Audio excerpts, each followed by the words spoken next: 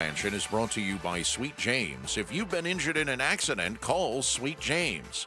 Up next, our Arizona Vote Special with Barry Markson. I'm Jeff Munn on Arizona's news station, KTAR News. Arizona Votes 2024 Primary Days Special, hosted by Barry Markson. All right, welcome back, everybody. Thanks for being here. I'm Barry Markson, and KTR continues its special election coverage. I'll be here 12 till 2. We have a big show coming up for you today. We're going to bring you all of the results that are in so far, and what's in right now is all of the mail-in ballots. So if you did your mail-in ballot and you sent it in and it was received by Saturday, your vote has most likely been counted. In Maricopa County, all of the election day people, if you voted yesterday in person like I did, those votes have now been counted and they're included in these totals. So what we're still waiting on are the mail-in ballots that were mailed in but not received until Sunday, Monday, or Tuesday, and mail-in ballots that people dropped off on their own at the ballot box, at the polling place on Tuesday. So there's still some to be counted. We don't have those exact numbers yet, but there are still several to be counted. Maricopa County assures us that they will have somewhere between 95 and 99% of all ballots counted and included by Friday. So that's kind of where we are right now. So what do we know now? And we're going to I will tell you that coming up at 12:30, Stacey Pearson, Democratic strategist with Lubman Strategy, she's going to join us. And also coming up at 1 o'clock is Rachel Mitchell, the Republican county attorney. She won her primary yesterday, and she'll be with us to talk about that and also some things facing the county attorney's office. So here are some of the highlights. Kari Lake yesterday, she won her primary. Now, you have to understand, I was a little surprised to hear Kari. She had a big rally, and she was cheering, and we won. Yes, she won. She definitely won the primary, but it's a little embarrassing for Kari. I'll be frank with you. I mean, this was supposed to be a walkaway. This is one of these things where you're not expecting anybody to really get much in the way of votes against her. And most everybody said Kari would get at least 65% of the votes. Kari said she would win by 30 percentage points. None of that happened. Kari Lake received 55% of the Republican vote, not the overall vote, 55% of the vote. And that is begging the question, is there a large chunk of the Republican Party, the Republican voters here in Arizona, who just don't like Kari Lake? And especially when you look at who made up this low turnout primary, and the Republicans who voted in that primary, who were by many accounts seem to be the folks on the further on the right, some folks who love Donald Trump and are in the MAGA group in many cases. These are Kari Lake's people, and she still only received 55% of that vote. So it's interesting to see how that played out for Kari Lake. And I just talked about this with Broomhead when we did our little crosstalk, and the race that she has facing now, the general election race, Kari Lake against Ruben Gallego for U.S. Senate, this is going to be decided in my eyes as which of these candidates can make themselves be more appealing, obviously, to Arizona voters, because each of them are a little further on the political extreme, right? I mean, Ruben Gallego, I don't think he would deny he is a liberal Democrat. There's no question about that. Kari Lake, I think, would absolutely say she is a MAGA, Trump-loving conservative Republican. That's where they are. But this race will be won, as most races are, in the middle. Is who can get Arizona's almost 1/3 of the electorate is registered as independent. That doesn't mean they're middle of the road. It could be they're Republican or Democrat, but they became disillusioned with one or the other. But who can get more of the independents in Arizona to vote? And for Kari Lake, and we saw this 2 years ago when she ran for governor, just in Maricopa County, there were 33,000 Republicans who voted in the general election in 2022, voted for Republicans down ballot, and did not vote for Kari Lake for governor. That was how she lost. You want to know why Kari Lake lost the election for governor 2 years ago? That was it. So you would think Kari would be doing things to appease, to kind of get back in the good graces of those independents, of the I'm going to call them more moderate Republicans. I don't think they're really moderate. And instead, we got this yesterday at her victory rally. This is not a battle between Democrats and Republicans. This is a battle between good and evil. This is a battle between the people who want to destroy this country and the people who want to save America. So that's Kari Lake. And I hear that, and that is not attracting independents. That is not attracting Republicans who weren't attracted to Kari Lake before. She can't stop herself. Kari Lake just a few days ago put out on social media a picture of her and Marjorie Taylor Greene, and just heaping praise on Marjorie Taylor Greene, who's one of the most extreme people in the Congress.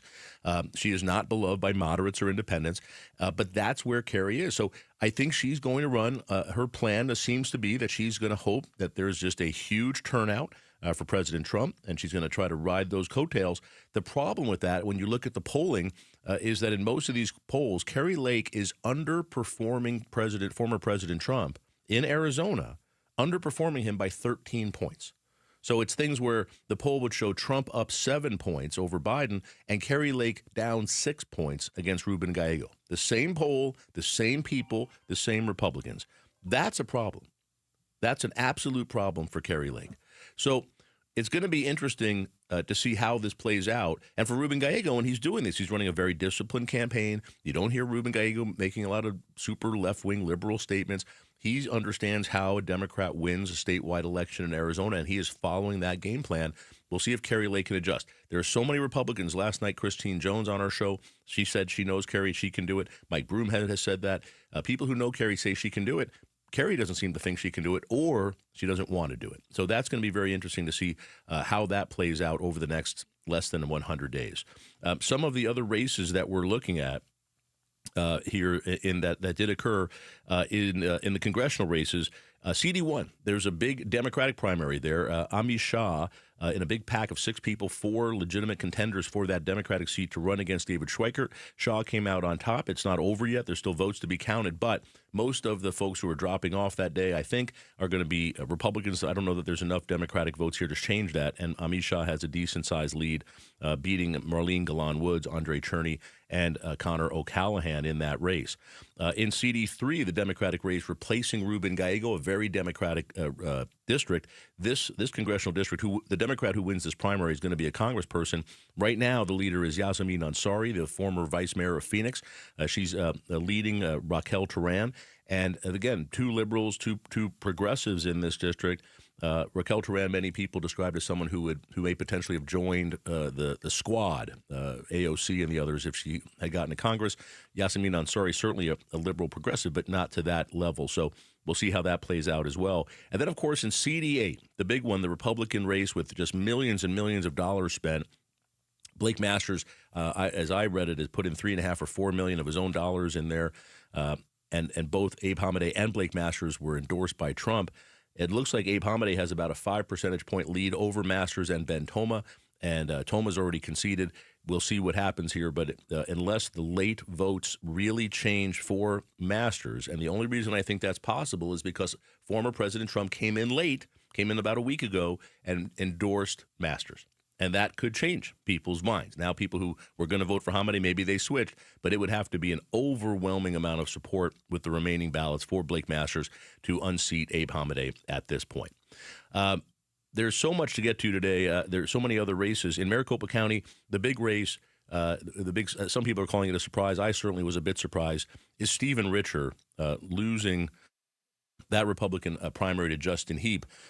Many people thought that there would be enough Republicans who would reward Stephen Richer for what he did. And I wanted to say this, and this to me is what's wrong with politics. Stephen Richer was a Republican and a conservative. When he won election for the county recorder 4 years ago, he beat Adrian Fontes, who had been the Democratic county recorder in Maricopa County, and he was lauded as a conservative.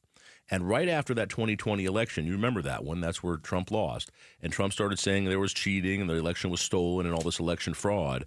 No evidence was ever uncovered of that. So what Stephen Richer did as the new Republican, the new conservative in office, is he went to work and he investigated. And he really went down deep. It wasn't just I'm going to investigate and it was a talk. He really did it. And he issued a very detailed, very technical report. And it said there was no fraud. There was nothing stolen. There's no evidence of that.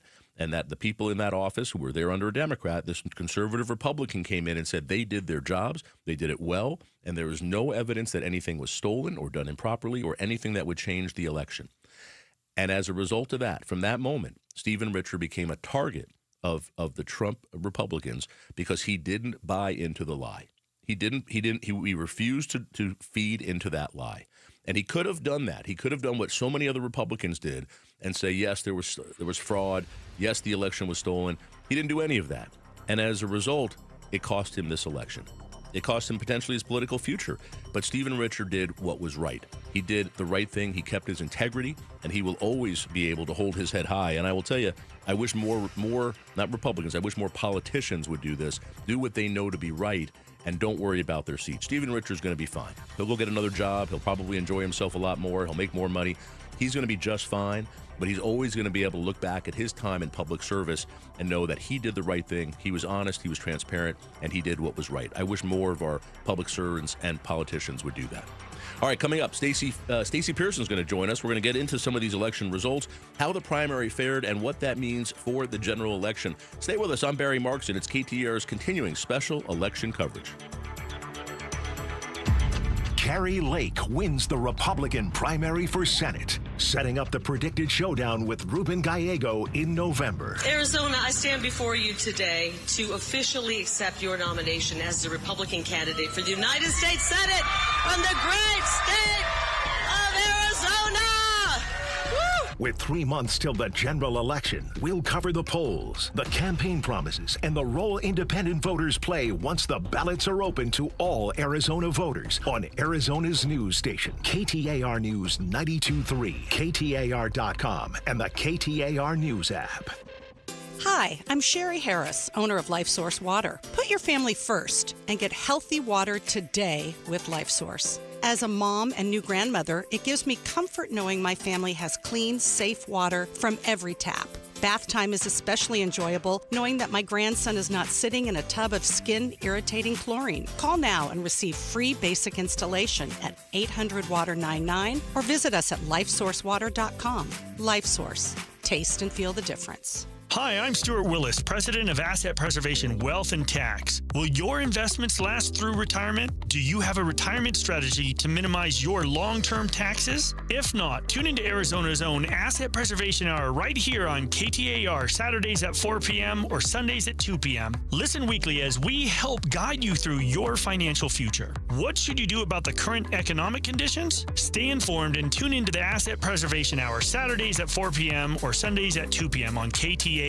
We're a two Ford family. Yep, Paul Calvisi here. In fact, Ford has been part of our family for generations. Built Ford proud dates back more than a century in this country, and the future, it is here at our Desert Ford dealers. Like those F-Series trucks, built Ford tough, and the all-new 2024 F-150 with the all-new interior and exterior is designed to be the most rugged, dependable, and productive ever. No workbench, no outlet, no problem. With Pro Power on board and that convenient work service, the F-150 has you covered. SUVs, there's the Ford Bronco Sport with 5 available trims, the Ford Explorer with all the advanced tech, plus 3-row seating that folds down for tons of cargo room, and you gotta love how there's a powertrain for everyone. Gas, hybrid, electric, like that 2024 Ford Mustang Mach-E, 100% electric, 100% SUV with sports car performance and zero tailpipe emissions. Bottom line, get to our Desert Ford dealers and see how a new Ford fits your future at buyfordnow.com. You've heard the saying, it's hard to stop a train. When it comes to putting smiles on children's faces at the Phoenix Children's Hospital, nothing will get in the way when the Teddy Bear Express pulls into town. Train is the proud sponsor of this year's Give-a-thon, giving hundreds of teddy bears to children currently undergoing treatment at PCH. For the past 9 years, Train's commitment ensures that every child's journey through treatment is accompanied by a comforting companion, reminding them they're not alone in their fight. I'm Doug Hopkins with My Home Group and DougHopkins.com. If you're looking to sell your house and want the convenience of a guaranteed cash offer, I'd be honored if you gave us a try. I've been working in Valley Real Estate for 25 years and have purchased over 18,000 homes during that time. DougHopkins.com offers you peace of mind while selling your house. Since I'm paying you cash, there are no banks involved, no closing costs, no expensive real estate commissions, and you can sell your house in as-is condition with no repairs. I take care of everything. DougHopkins.com will give you an honest cash offer for your house. We'll put it in writing and we'll guarantee it. We're not going to bait and switch you by offering a high amount contingent upon inspections. Then down the road, come back and try to renegotiate to a lower price. The price I offer the first time is the price I'll pay, and I'll guarantee it with a $5,000 non-refundable security deposit. It's as simple as that. Just go to DougHopkins.com for your free no-obligation cash offer 24 hours a day, or call 1-800-SELL-NOW. That's 1-800-SELL-NOW. Hey, it's Mike Broomhead. Mortgage rates are making news every single day. But what's putting worse financial squeeze on people isn't the mortgage rates, but credit card interest rates, which can be higher than 24% for some people. Now, there's hope. My friends at Lund Mortgage can help take back control and get you out from under those high balances and high interest debts and consolidate your debt with a home equity line of credit or a HELOC. Just go to lundmortgage.com. That's lundmortgage.com. Or call them at 623-875-9940. KTAR News now. Coming up on 12:30, I'm Jeff Munn. Arizona Votes 2024. Rachel Mitchell has won a race to be the Republican pick for Maricopa County Attorney. She currently holds the position and will face Democratic nominee Tamika Wooten in November. In a post celebrating her win this morning, Mitchell saying she is grateful to the voters of Maricopa County for demonstrating their trust in her. Longtime Valley political consultant Chuck Coughlin with High Ground tells Arizona's Morning News Republican Kari Lake will face tough challenges ahead in a November battle with Democrat Ruben Gallego for the Arizona U.S. Senate seat. So we'll see. She's got a lot of work to do ahead of her because Ruben has been assembling a much bigger coalition of voters. In a poll from the Hill and Emerson College released last week, Gallego holds a 46 to 42% lead on Lake. Republican vice presidential nominee J.D. Vance will be in the Valley tonight before heading to our southern border tomorrow. Vance will attend a rally this evening at 6 at Arizona Christian University. KTAR's Heidi Hommel will be there to bring us updates. Tomorrow, Vance plans to tour the border in Cochise County. He may be on the short list, but Arizona U.S. Senator Mark Kelly isn't tipping his hand on whether or not he may be the pick to be Kamala Harris's running mate in November. We've got 97 days. I'm going to work as hard as I can, and my wife Gabby Giffords is as well, to make sure that Kamala is elected president. Kelly tells MSNBC President Joe Biden's decision to end his re-election campaign was patriotic. The vice president will make a stop in Arizona next week, with her still to be named running mate. In addition to Senator Kelly, other potential Democratic VP candidates include Kentucky Governor Andy Beshear and Pennsylvania Governor Josh Shapiro. Time for an update on traffic. We go live to the Valley Chevy Dealers Traffic Center. Here's Chuck Rowe. Thank you, Jeff. New crash on the I-10 westbound right on the Salt River Bridge. The right lane is blocked there. We had that earlier wreck, I-17 southbound after 7th Street. That has been cleared. There was a wreck in Mesa, Country Club Drive at Southern, and also in Mesa, Signal Butte Road just north of Guadalupe crash. Chuck Rowe, KTAR News. Partly cloudy today, a high of 111. Tonight, partly cloudy, possible dust storms, the low 89. Right now in Phoenix, partly cloudy skies, 106 degrees. Weather's brought to you by Howard Air. I'm Jeff Munn on Arizona's news station, KTAR News. Arizona Votes 2024 coverage of Primary Day continues with this KTAR News special. Here's more with Barry Markson. All right, welcome back, everybody. KTAR's continuing special election coverage. Primary day was yesterday. The votes are in, and joining me right now, Stacey Pearson is here from Lumen Strategies, a Democratic strategist. And Hi. Thanks for being back on KTAR. Thanks for having me. And Stacey, so much to talk about here. Let's start with. I'm going to start with the Senate race. Kari Lake and Ruben Gallego. Obviously, Gallego was unopposed. He won his with 100% of the vote. Do you think Kari Lake getting, and we'll see if this improves over the next few days, but right now she has about 55% of the vote. I'm going to call that embarrassingly low. I mean, people were trying to figure out if she didn't get over 60%, didn't get over 65%, whether that would be embarrassing. She herself said, I'm going to win this, but by 30 points. She didn't do it.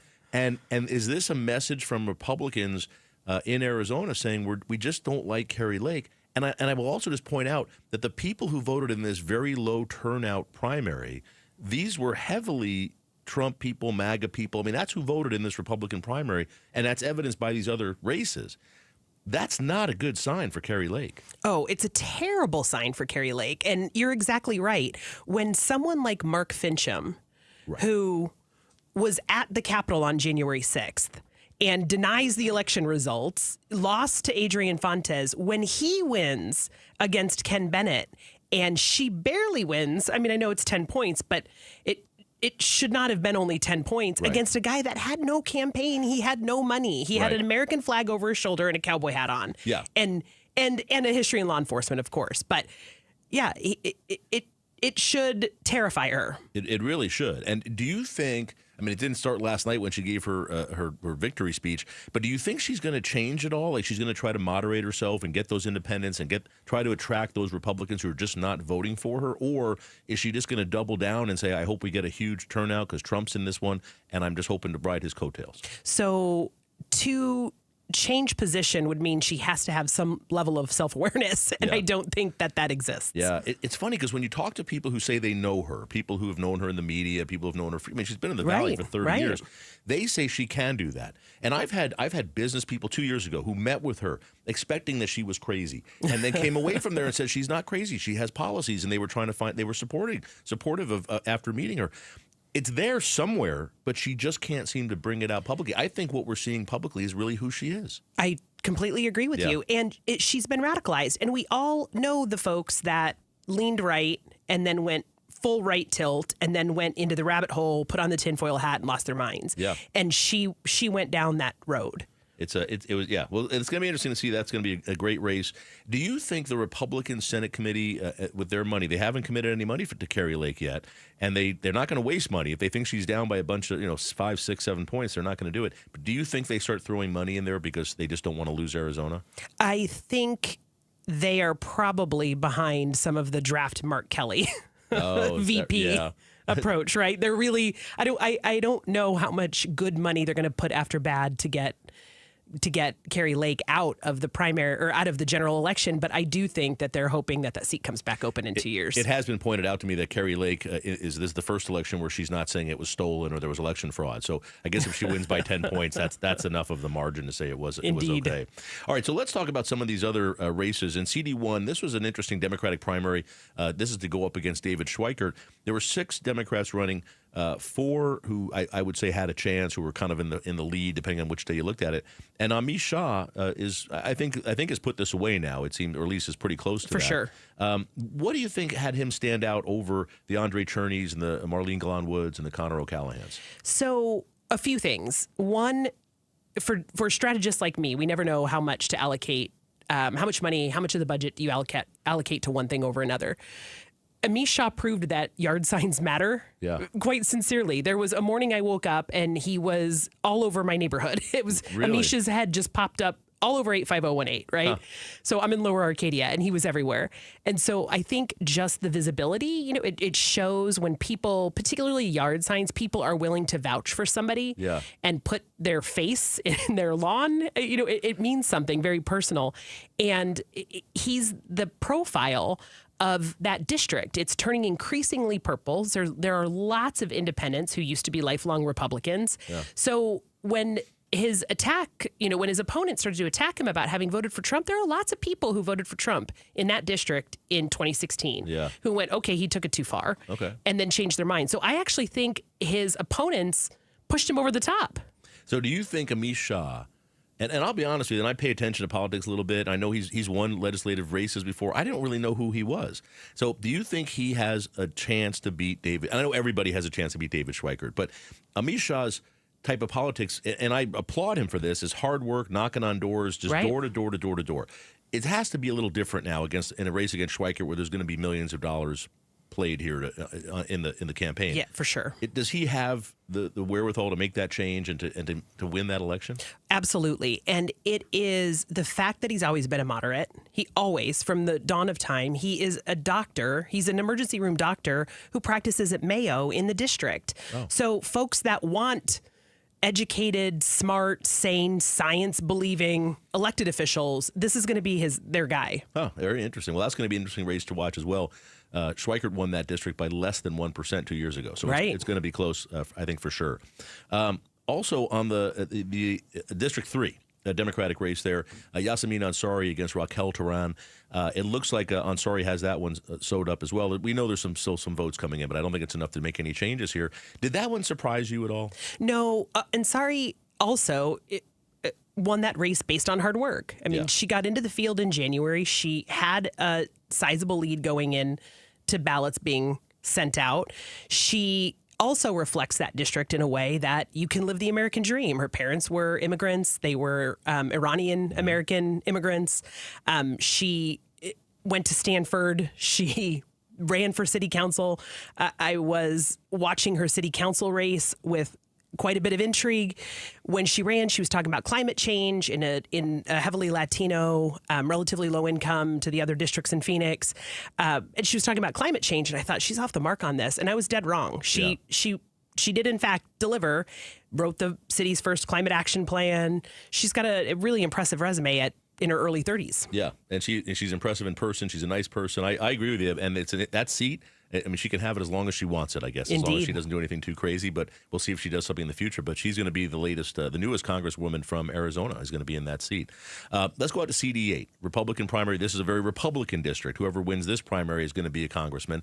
And are you surprised that Abe Hamadeh is 5 points up on Blake Masters and Ben Toma? I'm very surprised by that. I owe somebody drinks as a result of that, the outcome of that election. I agree. I thought Masters was going to end up winning that. I thought Toma should win it, frankly. Ben Toma from the district has actually won elections. He's pre-Trump, Toma wins that 99 out of 100 times. And here he'll come in third, which is just amazing to me. But Abe Hamadeh, I'm just stunned. This guy's going to be a congressman from Arizona. He can keep that seat forever if he wants it. Exactly. Yeah. That seat, though, has a history of chasing the men out. I mean, we're looking at Trent Franks. Yeah. I'm glad to see him finish fourth. Yeah. I thought that was the strangest comeback tour on the ticket on either party, was that guy trying to get a seat back. Yeah, Trent Franks, who resigned in embarrassment because he asked one of his assistants to have his baby, and it was a whole thing. I thought the best part of that race was Anthony Kern, the fake elector. Yeah. He got a third of the votes that Trent Franks got. I mean, that's how. I mean, how much? What do you need for people to say, we don't like you, Anthony? Go away. Please go home. Yeah, it's over now. But that was. I'm still a little bit in shock that Abe Hamadeh. I am too. And the roadside game out there was just mean. Yeah, it really is. It was wild. All right, so let's go to the county races a little bit. This is a little bit interesting. I think the one that everyone's most surprised about was Stephen Richer losing this election. I think folks paying attention maybe knew it was going to be difficult for him. One thing, and I love Stephen. I love politicians who don't necessarily do what is best for them politically. They do the right thing. And exactly. Stephen Richer did that. And I'm constantly saying about all politicians, why can't they just do the right thing? If they lose, they lose. Go back and have a life. They'll be fine. But they're so drawn to the power. And Stephen Richer, to his own detriment, did what was right. And now I'm going to ask you, because it's going to be Justin Heap against Tim Stringham. We're going to have Tim Stringham on the program here at 1:30. Is there any chance a Democrat who's unknown can win that county recorder position? Definitely. Really? And look, no one knew who Adrian Fontes won when he won that position. Yeah. Right? He served a term. I think the same is going to happen here. I think you're going to see the Democratic Party, both from the moderates to the very far progressive, coalesce around him. When you look at Heap and his record of wanting to eliminate early voting, want to eliminate mail-in ballots, want to get rid of the vote centers. Let me ask you, can you hang on for another segment? Yeah, All right. yeah. Stacey Pearson's here. She's with Lumen Strategies. We're going to come back and talk more about the Arizona primary. We'll get into the legislature a little bit and figure out if any of these legislative races are going to affect whether or not the Democrats can take over one or both of the houses in the legislature here in Arizona. I'm Barry Markson. It's KTAR special election coverage. Stay with us. The Give-a-thon for Phoenix Children's is coming soon. You can make a difference for Arizona kids when you listen beginning Monday, August 12th. The Give-a-thon for Phoenix Children's is presented by your Valley Hyundai dealers and Ak-Chin Indian Community. Hey folks, it's Dave Ramsey with a word about investing. One investment you might not think of, even though it's probably the biggest purchase you'll ever make, is your home. So this summer, invest in your home with Window World. You see, Window World replacement windows and doors will help keep your home cooler, reduce your power bills, and increase the value of your home. Plus, your investment is backed by Window World's true lifetime warranty. Call today, and Window World of Phoenix will install 5 large premium premium sliding windows, all with energy-efficient Solar Zone Sun Shield glass for only $39.63, tax included. At Window World, you get their guaranteed lowest price up front without any hassle. So take care of your home with an investment that will last a lifetime. Call today or schedule online at windowworldphoenix.com. That's windowworldphoenix.com. Window World, simply the best for definitely less. 1-877 Cars for Kids. KARS Cars for Kids. 1-877 Cars for Kids. Donate your car today. Donate today at carsforkids.org. That's cars with a K. Your car can be picked up as soon as the next day. Receive a tax deduction and vacation voucher. 1-877 Cars for Kids.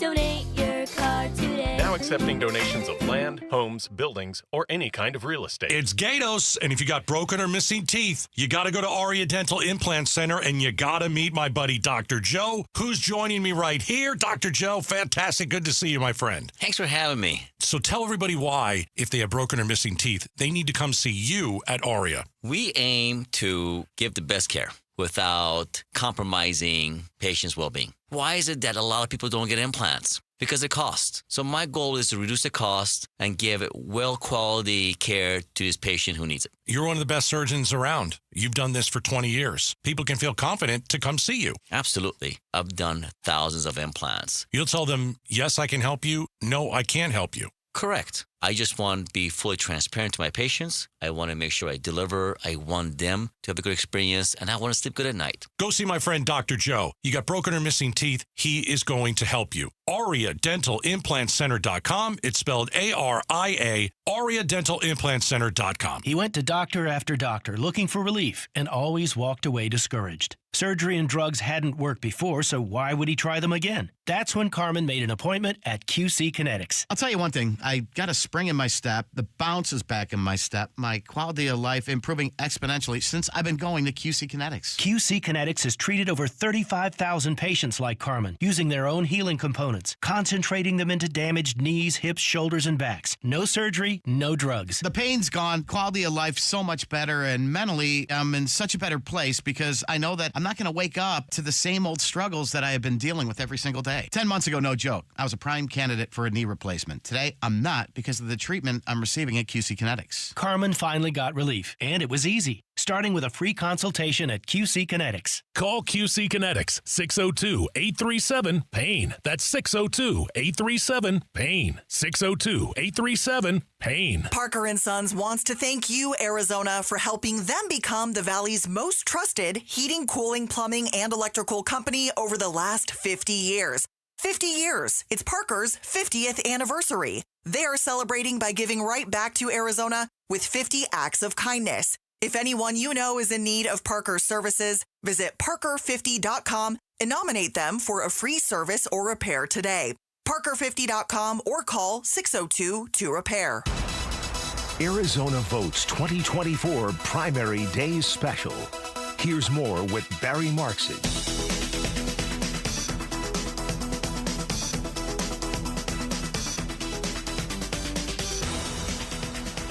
All right, welcome back, everybody. It's KTAR's continuing special election coverage, post-primary. Thanks for joining us. I'm Barry Markson. I'm joined by Stacey Pearson from Lumen Strategies, a Democratic strategist. And Stacey, let's get a little bit here. Let's talk about the county just real quick, because I do want to break this down. There were 4 county races, all Republican in the Republican primary.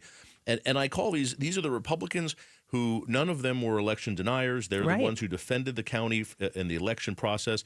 There were over 30 lawsuits against the recorder's office, against the county, and they won every single one of them. There was no evidence of election fraud. Everything was proven to be a lie. Exactly. And 4 of them were facing opposition in the primary from people who were they'll call them skeptics or election deniers.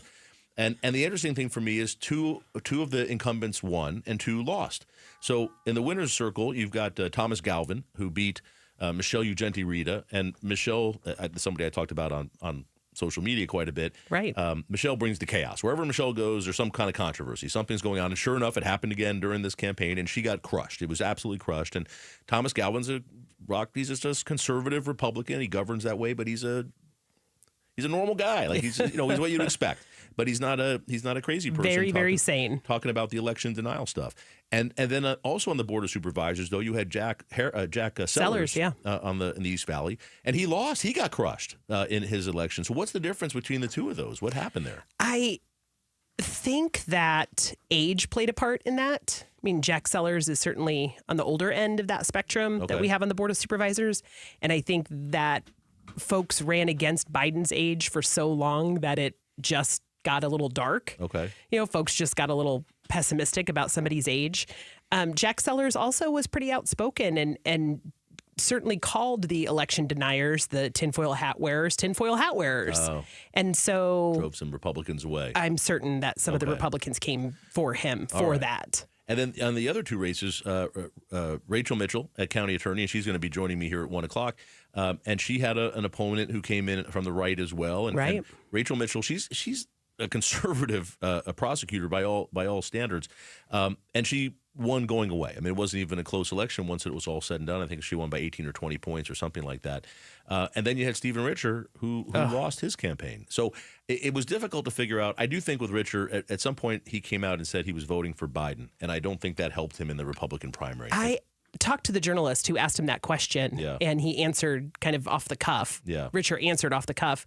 And I asked him if he was satisfied with the fact that he got Richer unelected. He joked about it this morning, but I do think that played a huge part in how that turned out. He said he was voting for Biden, and I don't think you can do that in a Republican primary. No, you really can't. And that's the one thing with Stephen, though I give him credit for. He is off the cuff. He's honest. Mm-hmm. He tells you what he's thinking. He doesn't hide anything.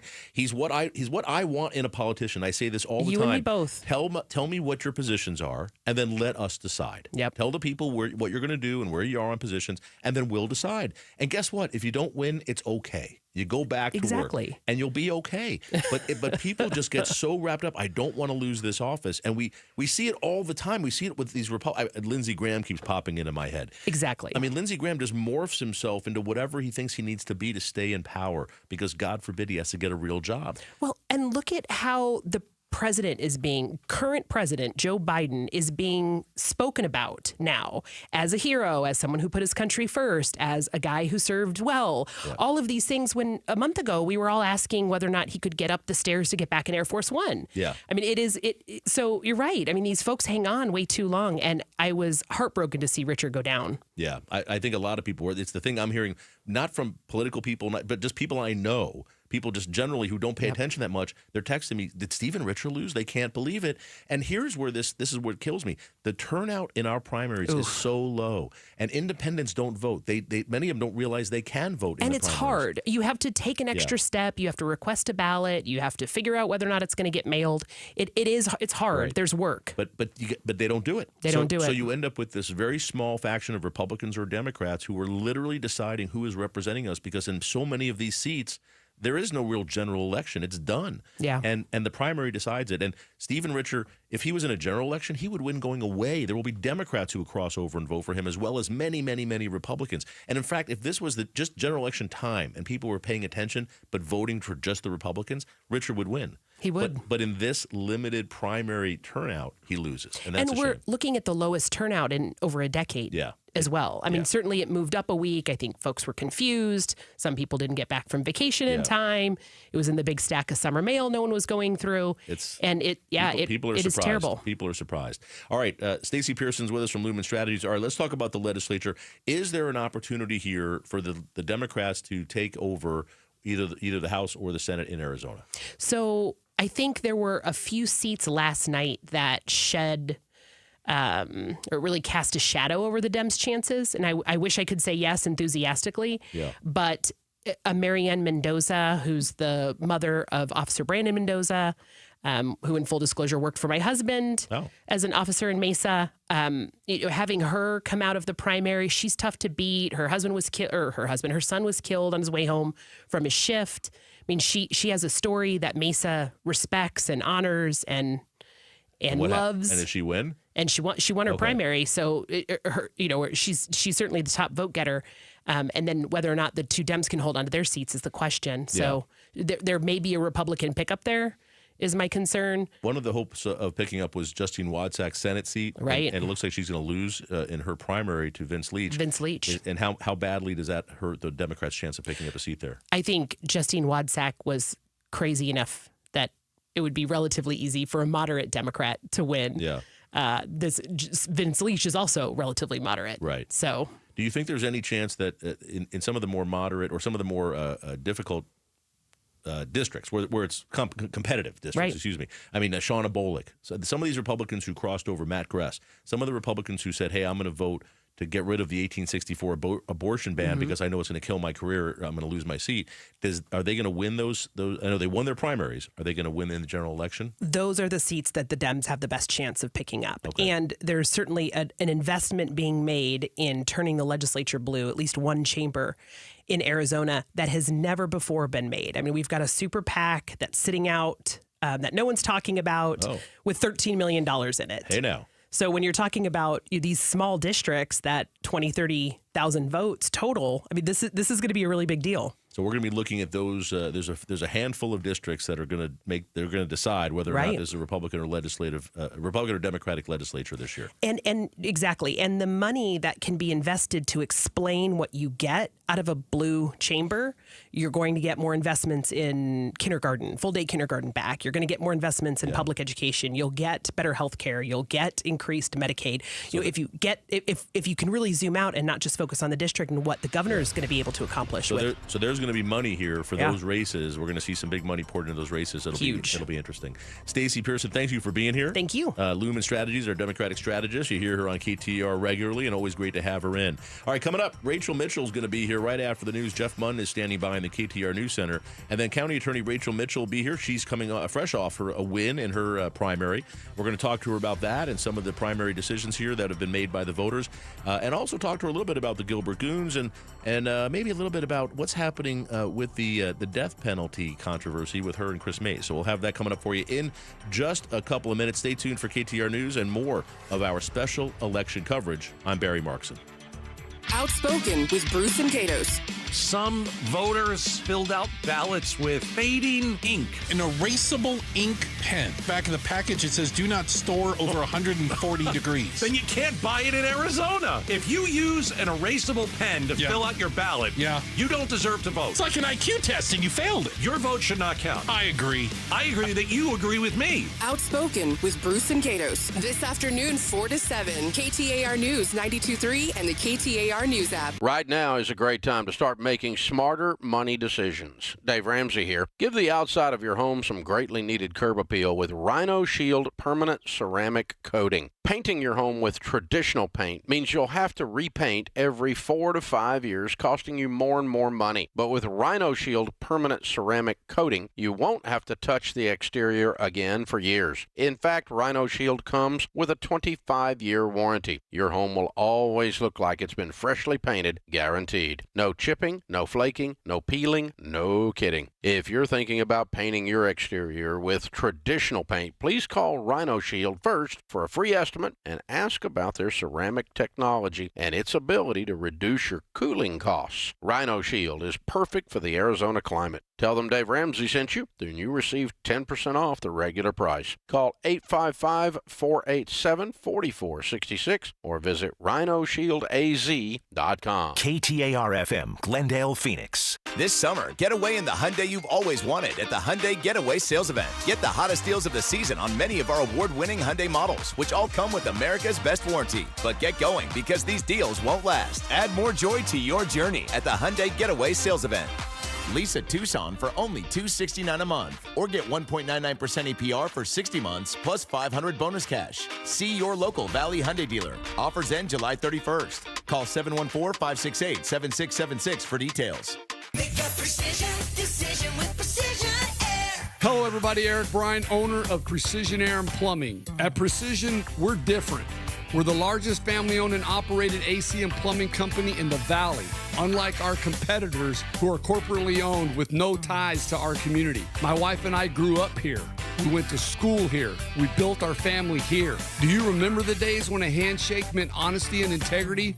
Well, at Precision, they still do. We believe in integrity, quality, and trust. These aren't just words, they're the foundation of our business. We understand that every homeowner has unique needs for their air conditioning and plumbing, and that's why we do whatever it takes to earn your business. Whether it's discounts or extended labor warranties, we do what we have to make sure you're taken care of. That's why we've been the #1 ranked AC company in the state for over a decade. Make the Precision decision today and call us at 602-FIX-MY-AC.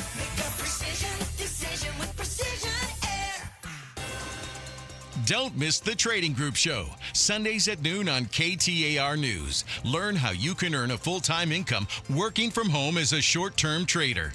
Their proven system has helped thousands of people achieve financial freedom, and there is no prior experience needed. For more information, call them at 888-646-8787. That's 888-646-8787. Or listen to The Trading Group Show, Sundays at noon. Hey, it's Mike Broomhead, and if I'm ever hurt in an accident, I'm calling Sweet James. That's right. I already know that's the team I want on my side, and so should you. Because the attorneys at Sweet James don't just win, they win the most. For example, one of our listeners was injured after being rear-ended at a red light.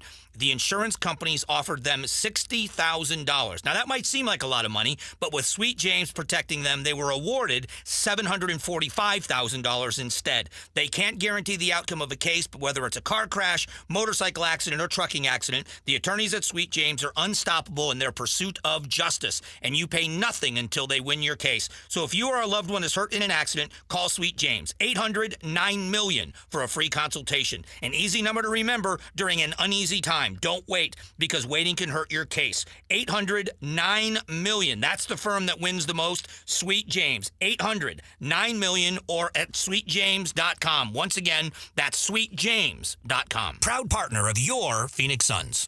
Arizona's news station. KTAR. On air, 92.3 FM. Online at KTAR.com. And streaming live on the KTAR News app. Your breaking news and traffic. Now. It's 1 o'clock. I'm Jeff Munn. Arizona Votes 2024. That was the scene in Phoenix last night as Senate candidate Carrie Lake won the Republican nomination for Senate. Lake came out to an energized crowd and a campaign music video featuring Bonnie Tyler's Holding On to a Hero. She thanked her supporters, her Republican opponent, Sheriff Mark Lamb, and had high praise for former President Trump, saying he would save America and vowed to have his back if elected to Washington. This is not a battle between Democrats and Republicans. This is a battle between good and evil. This is a battle between the people who want to destroy this country and the people who want to save America. Lake now takes on Democratic candidate Congressman Ruben Gallego in November. Colton Krolak, KTAR News. Current Maricopa County Attorney Rachel Mitchell has won a race and will be the Republican nominee as she seeks re-election. As of today, Mitchell is beating opponent Gina Godby here by about 50,000 votes. Mitchell will face Democratic nominee Tamika Wooten, who ran unopposed. And County Attorney Rachel Mitchell joins our Arizona Vote special with Barry Markson in just a few moments. County Supervisor Bill Gates says the primary election went smoothly at the 220 polling centers on Tuesday. With counting already started, Gates says yesterday was a great preparation for the general election. Couldn't be prouder of the work that people did at over 220 vote centers. Things went very smoothly and a great preparation for that general election coming up in November. One update is anticipated today as counting continues. People should not be expecting a lot of numbers. That's actually because we had done such a good job of being caught up on the tabulation of those early ballots. He says Friday is the predicted day for finalized numbers. Jania McFarland, KTAR News. Republican Vice Presidential nominee J.D. Vance will be in the Valley tonight, attending a rally at 6 this evening at Arizona Christian University. KTAR's Heidi Hommel will be there to bring us updates. Tomorrow, Vance plans to tour the border in Cochise County. The wait continues for lower interest rates, but ABC's Brian Clark says there are positive signs ahead. No change to interest rates for now, but the Federal Reserve continues continues to signal that a rate cut is likely, perhaps as soon as its next meeting in September. The Federal Open Market Committee issued a statement after its meeting Wednesday that it judges the risks to achieving its employment and inflation goals as moving into a better balance. The Fed has kept interest rates at their highest level in more than 2 decades in a bid to cool inflation. It's another gold medal for Arizona State University swimmer Leon Marchand. Today he won the men's 200-meter butterfly in Paris, adding another medal to France's Olympic total. Marchand will continue to compete in swimming events as the games in Paris continue. It's going to be a difficult day for travel on Interstates 8 and 10 and other roadways. Sean Benedict of the National Weather Service says a dust storm advisory has been issued across most of southern Arizona this afternoon. And we're talking potential even for widespread winds up and over 40 miles an hour. And all these winds are going to be moving through dust-prone areas. And we have a slight chance of rain this afternoon into the overnight hours. Right now, the latest in traffic as we go live to the Valley Chevy Dealers Traffic Center. Here's Chuck Rowe. Thank you, Jeff. Looking at some issues on I-10 right now. The I-10 westbound, right on the Salt River Bridge, there's a crash there that's blocking the right 2 lanes, backing you up coming off of the Broadway curve. And then south of the Valley, I-10 eastbound at Wild Horse Pass Boulevard, a wreck there in the center median. Another I-10 eastbound after Queen Creek Road, that's in the center median as well. Surface Street crash, Indian School, east of 44th Street. And watch for this wreck, just came in from Gilbert, Germain Road at Higley. Chuck Rowe, KTAR News. Partly cloudy today, a high of 111. Partly cloudy, possible dust storms tonight, the low 89. Right now in Phoenix, partly cloudy skies, 105 degrees. Weather's brought to you by Howard Air. Weather replace or repair. Call Howard Air. I'm Jeff Munn on Arizona's news station, KTAR News. Arizona Votes 2024 Primary Day Special, hosted by Barry Markson. All right, welcome back. It's KTAR special election coverage. We're right after the primary here in Arizona.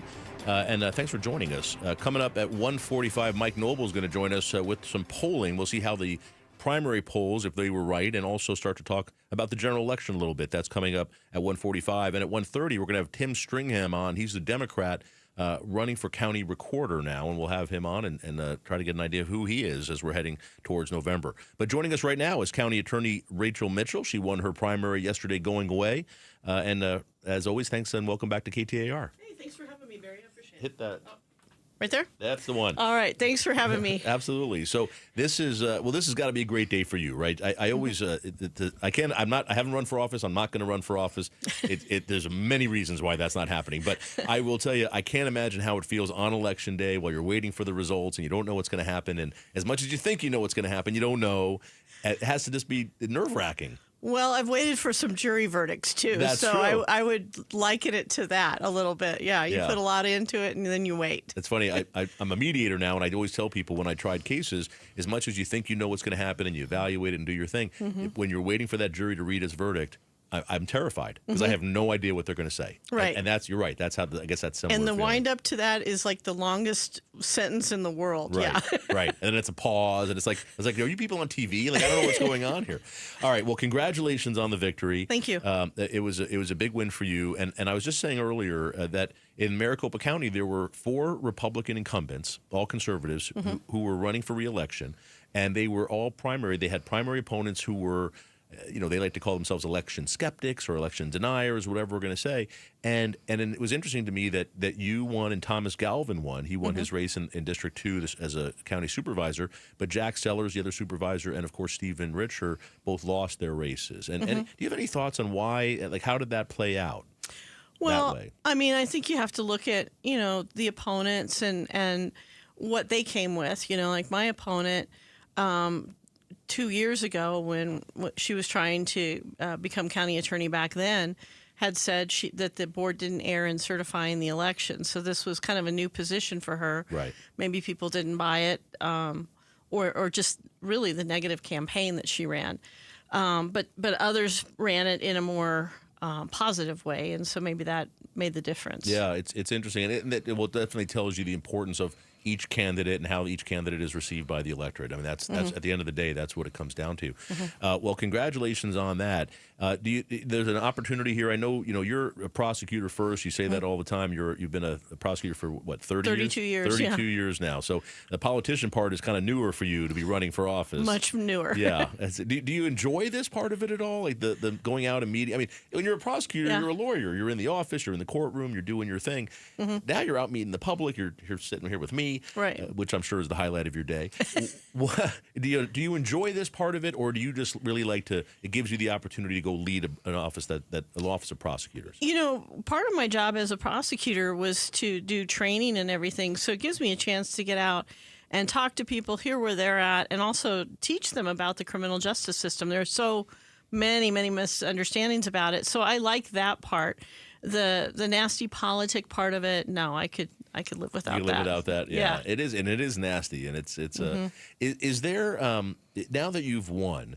Did any people who were opposing you in the Republican Party have any of them reached out to you and said, hey, we did our thing, but now I'm with you. You're the Republican, and we're with you going forward? Not directly. I've seen a few people post things online that, hey, we need to go forward in unity, and so I certainly hope that's the case. One of the things that I'm very clear about is I'm the county attorney. I'm not the Republicans' county attorney. Right. I'm here to represent everybody equally and be fair. And so this really, as much as it can be nonpartisan, it needs to be nonpartisan, really. This is more personal, but did Gina Godby here, your opponent, did she call you? No, I have not heard from her yet. Is that right? Is that just not a thing anymore? Where candidates that when you lose, you don't call and congratulate them and concede? I don't know. But 2 years ago she did concede, but I haven't heard this year. Okay. Well, hopefully she does. I think that's an important step. And it's, I always say this, but that peaceful transition of power, no matter what the office is, that's just how we've always done it. And it's unbelievably hard to lose an election. I'm confident of that. But you have to, stand up, hold your breath real quick, say it, and then move on. And it's a classy move, and I hope she does it. I hope everybody does that. Rachel Mitchell is with us. She's the county attorney here in Maricopa County. Well, you just said you're the attorney here for everybody. So let me ask you a couple questions about that. Is that all right? All right. So the Gilbert Goons. Yeah. I want to talk about the overall status of that case for a moment. But James. I'm getting his name wrong again. Jacob Pennington? Jacob, okay. Thank God you're here. Jacob Pennington. Not that we talked ahead of time or anything. Well, I just said it to you. I'm going to ask you about this guy, and I forgot his name. Okay. So Jacob Pennington, he's the guy that he pled guilty to a Class 6 felony for some not for the murder of Preston Lord, but for some of the assaults and things. And he was a first-time offender, but there was a case in Pinal County and a case in Maricopa County. Right. And then right after he was sentenced, or right after he pled guilty, he violated his probation like the next day. Like he just... That night, or actually. that night. That's fantastic. So I know in Pinal County, they went back already, the prosecutors there did, and they got the judge gave him a 10-day jail sentence, and there was no jail before. What's the status of his case in Maricopa County? What are the prosecutors in your office asking for? Yeah, actually, he was charged with a Class 6 here and a Class 6 there, pled to the Class 6s. We asked for jail initially, and the judge declined to give him initial jail.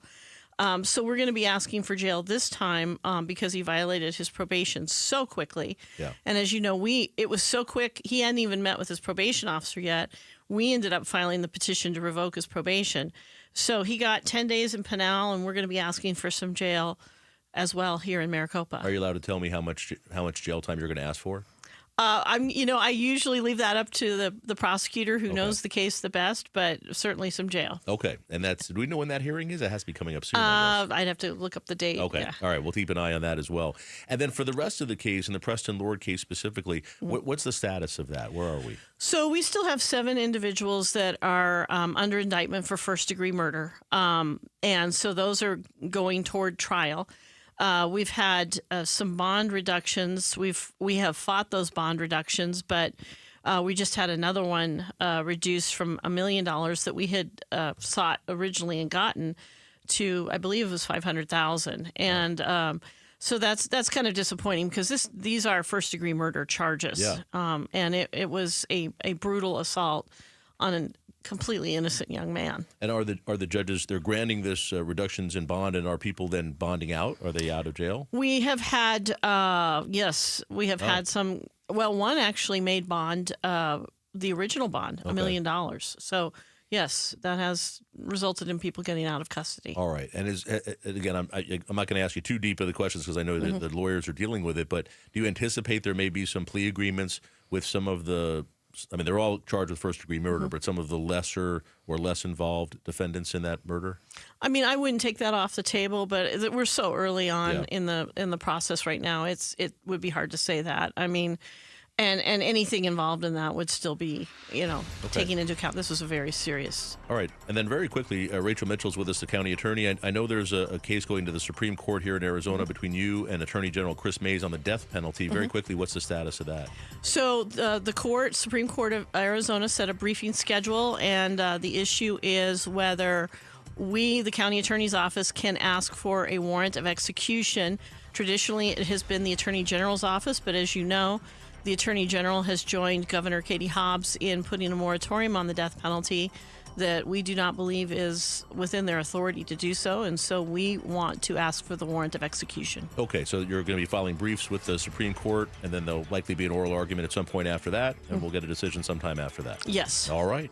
There you have it. County Attorney Rachel Mitchell is with us. Congratulations again on your primary victory. Thank you. Best of luck in the general election. Thank you. All right, there you have it, everybody. On the way back, more on what happened last night in the primary. We'll have some additional commentary. Coming up at 1:30 right after the news, we're going to talk to Tim Slingham. He's a Democrat running for county attorney. That's going to be an interesting race, and we'll meet him here on KTAR. I'm Barry Markson. Stay with us. It's KTAR.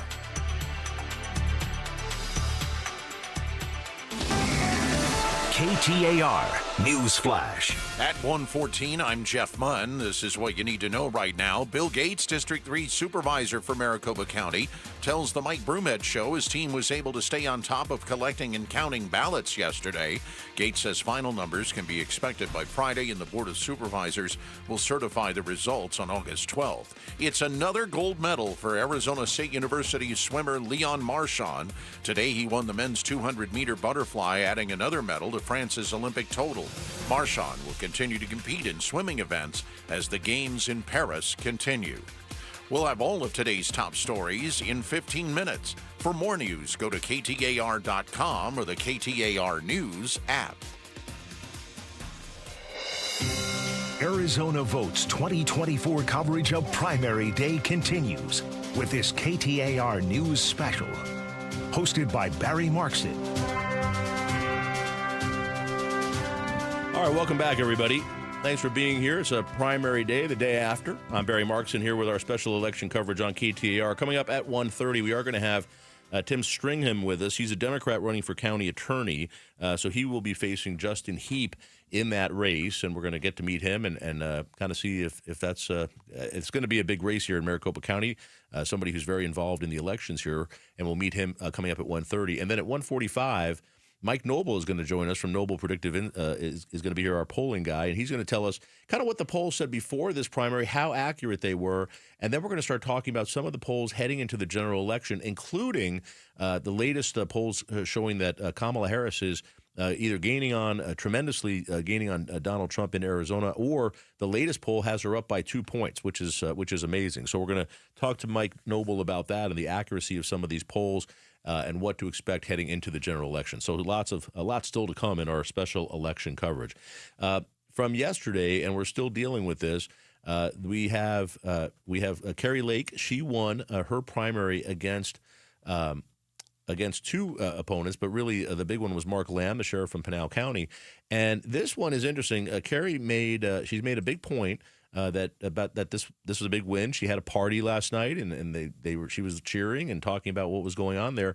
But I have to say, the win for Kari Lake, and the votes are still being counted, so this could change a bit. But the win for Kari Lake was small. It was much smaller than she said it would be. Kari Lake said she'd win by 30 points. That did not happen, not even close. She won by 10. She only picked up about 55% of the Republican vote. And I want to really stress this. This is not 55% of the vote overall. Of Republicans who voted in this primary, and keep in mind that the Republicans who voted in the primary at least what we're seeing, were an awful lot of folks who were what you might call MAGA or more conservative or right-wing Republicans. We see that in some of these other votes. You see Mark Fincham beat Ken Bennett. You see Wendy Rogers won in her district. I mean, you see who's winning throughout Arizona, throughout the state, and these are folks supported by this wing of the party, which is a substantial part of the party now. These are Kari Lake's people. That's the point I'm trying to make, that the Republicans who voted in the primary yesterday are Kari Lake's people, and she only received 55% of the vote. That has to be worrisome. If you're in Kari Lake's campaign or if you're a Kari Lake supporter, you have to be concerned about that because it's consistent with what we've seen in other polls now for many months where Kari Lake is trailing Ruben Gallego by 4 points, 6 points, 10 points, 13 points. And even more so is that she's underperforming former President Trump in the same polls. So when they poll in Arizona and show Trump against Biden and then show Kari Lake against Ruben Gallego, Kari Lake was over and over and over again underperforming Trump by about 13 points. So Trump would be up by 6 and Kari Lake would be down by 7. And that's an amazing thing. You don't really ever see that where the Republican candidate for a Senate seat is that different than the Republican presidential candidate. So that would be concerning too, and I think it's consistent with this. So the question for me is, okay, and I said this earlier with Mike Broomhead, for this Senate race, Gallego against Lake, for me, it's going to come down to which of these candidates can play to the middle, not have their right or left wings think they're being abandoned. What happens a lot is the right and left wings, they want to hear stuff from the candidate, right? They want the candidate to repeat their talking points, the things they love to hear over and over again on the right and the left, on the extreme end of that. Those folks have to be quiet. They have to be quiet and trust their candidate. And the question is, can they allow the candidate to do that, and will the candidate then go to the middle? Ruben Gallego is running a very disciplined campaign. He's moving towards the middle. He's saying the things he needs to say. He is not coming out with any big-time liberal plans or left-wing plans. He is doing what we saw from Kyrsten Sinema, what we saw from Mark Kelly. He is running the playbook of how a Democrat wins in Arizona. And I will tell you, and this is important to note, the Democrats, it's not a playbook where they say they're going to do something and do something differently. Let's face it, Kyrsten Sinema did this in 2018, and she governed to the middle. She went towards the middle to govern. She walked across the aisle. She worked with Republicans, and she did it so much that the Democrats told her that if she were to run again, she would lose in the primary. And that's why Kyrsten Sinema became an independent at the end, because she knew she would lose a Democratic primary. So my point is, when people have done this, when these candidates have done that, Mark Kelly as well, Mark Kelly is a moderate Democrat. When they say they're running to the middle, they truly are governing to the middle as well. And so I want to give Ruben Gallego some benefit of the doubt that he'll do the same thing as an Arizona senator. He certainly will if he wants to win re-election. And I think they see that for real, and they act that way. The question is, can Kari Lake do that with the right? Can Kari Lake move to the middle a little bit and change some of her, not even her positions, not her policies, but to change her rhetoric? And here's what I'm going to ask you this. This is Kari Lake last night. This is just yesterday. This is, 14, 15 hours ago. Kari Lake last night after the primary, some of the votes came in. And just listen to how she describes this race. This is not a battle between Democrats and Republicans. This is a battle between good and evil.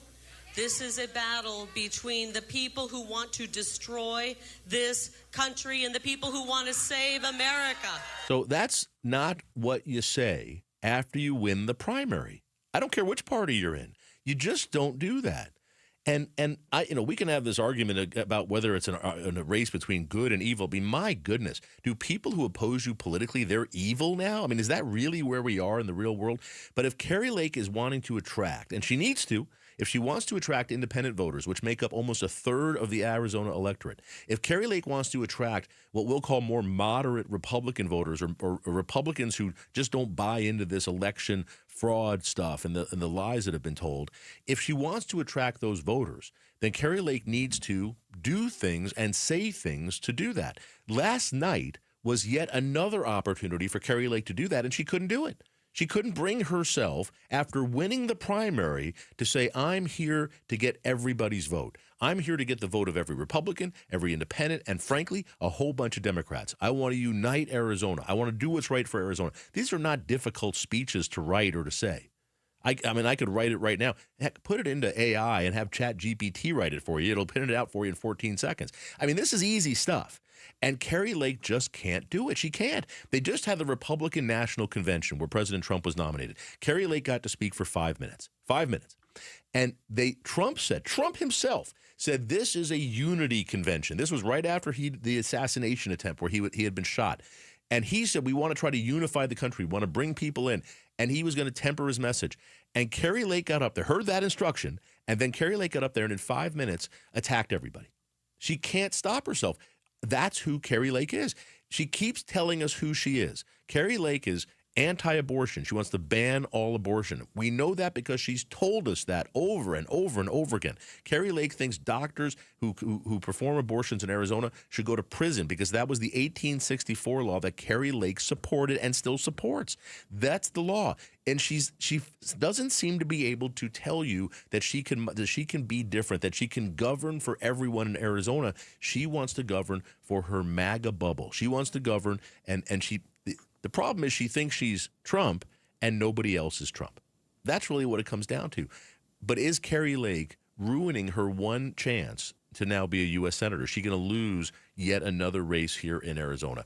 And I will tell you, she's going to have to do this quickly and going to have to change these polls because in order for her to really be competitive against Ruben Gallego's going to have a ton of money. He's raising way more than Carrie Lake personally, and the Democratic Senatorial Committee is going to dump money into Arizona. This is a seat they want to keep, and they're going to dump money into Arizona.